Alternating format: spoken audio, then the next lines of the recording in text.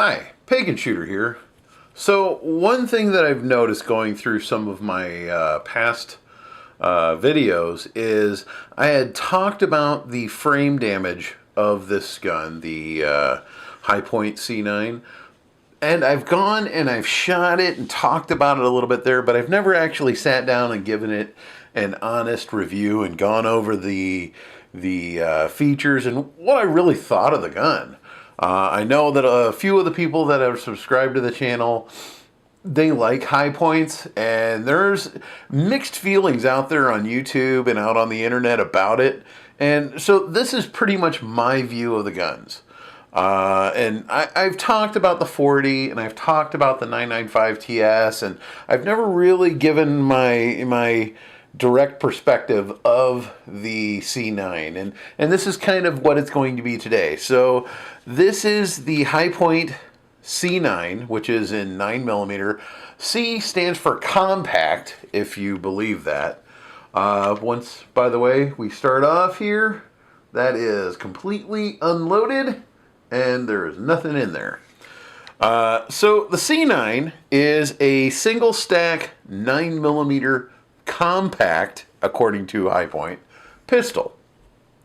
It comes with a single 8-round 9mm magazine. These are not interchangeable with the carbine. Unlike the full-size 45 and 40, those are actually interchangeable with the carbines. These are not. The carbine magazines are not interchangeable with the C9 as well, just so you know. So this is it. Now, magazines are not that expensive, so I actually purchased an extra one, and when I sent mine in for repair, Hi-Point went ahead and sent me another one for free. So I've got 3 of these. So together, I mean, it makes a pretty, I mean, they don't take up much room as far as the magazines. So together, it actually puts together a pretty decent amount of ammo for any kind of like store gun, or you put it in your car or truck or whatever. It actually has more ammo than you really should need unless you're out getting yourself into trouble. So it is plus P rated, even though it is a fully polymer frame and a zinc alloy slide. The barrel and firing and chamber are actually steel. So it is plus P rated. And honestly, from what I've seen online and from what I've seen this thing take, they will take some really, really hot rounds. So you can actually put, I would even say you could probably put plus P plus plus in this, and it would probably handle it without an issue. Now, you'll probably end up with some frame damage later or some other damage later, but it would handle it, and I actually wouldn't be afraid to do it. And this being one of the best warranties in the industry, I honestly have to say that anything you do to these things, I mean, you've seen my other, if you haven't seen my other video about the damage I had with this, you should go back and watch it. That was totally my fault. I told them it was my fault. They went ahead and replaced it. No questions. Never had a problem with Hi-Point. Ever with that. So that being said, anything you do to these things, really, I mean, they cater to everyone that can't really afford the higher end weapons. So if you break it, they'll fix it. That being said, the frame is polymer, the zinc alloy slide, it's heavy. It has to be because it is a very simple blowback design. The barrel is a fixed barrel. So the fixed barrel means you're going to have better accuracy out of this. The barrel doesn't move. It holds steady with the frame. As long as you are doing your part holding the gun steady as possible, you're going to get a very accurate shot, even though the barrel is very short. The grips are very slick when you get them. They're very smooth. They are the plastic polymer.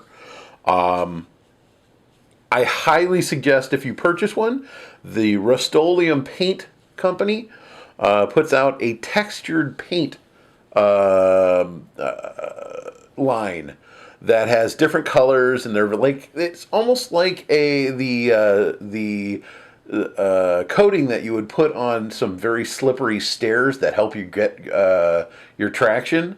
It literally adds a little bit of texture to the handles, the grips. You can see mine's worn down a bit, but I still have a bit of the texture on the grips. And it really does give it more of a positive feel to it. Allows you to get a better grip on the gun. Now, I have big hands, and to me, this actually fits my hand pretty well. In fact, I've got a little carryover over on this side. So even if you have small hands, you should be able to hold this. Now, it will be heavy. It's a very top-heavy gun. So you drain the magazine, you're going to feel it a little bit more top-heavy. However, it's a very short gun, so it's not so bad. I believe I've put roughly about 5,000 rounds through this at this point. And this is after I blew up the original one. This is my second one. This is the one that they replaced my original one with. And honestly, I have every confidence that this, every time I pull the trigger, will fire. Now, I carry it with my reloads. I actually have about 1,000 rounds of reloads. And this one is a hollow point that I use. This is Extreme Bullets 124 grain hollow points.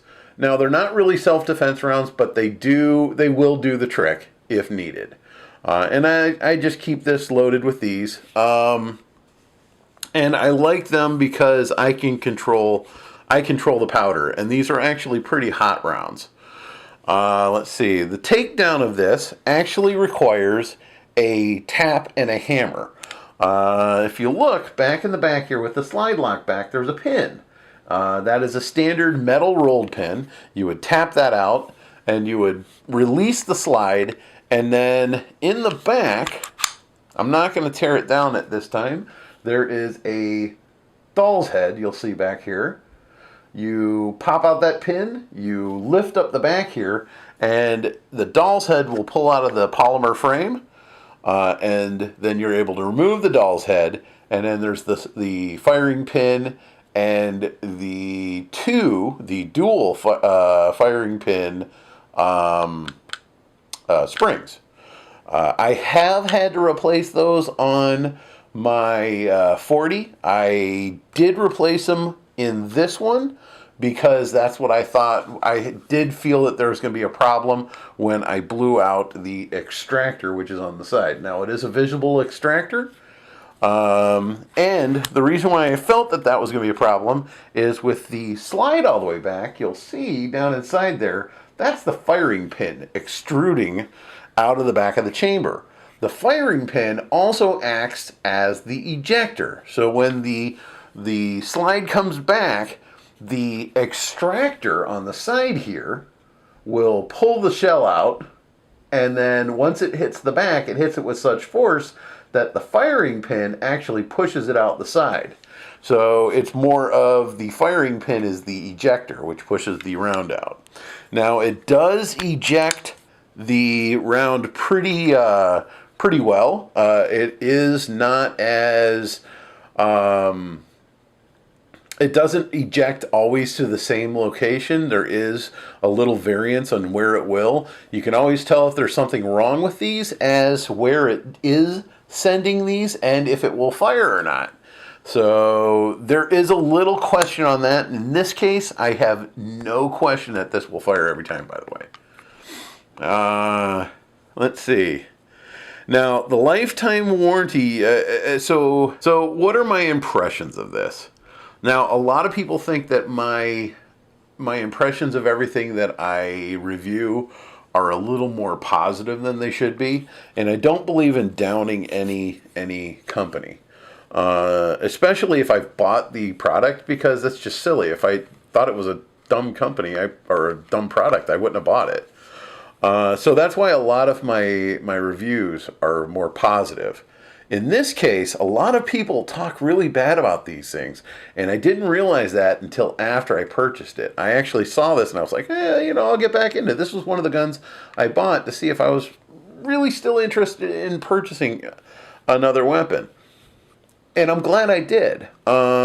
These allow me to have a test gun for my reloads. They allow me to have just a throw-in gun in my truck. And I don't mind if it gets a little messed up, because then I, can fix it, I can clean it.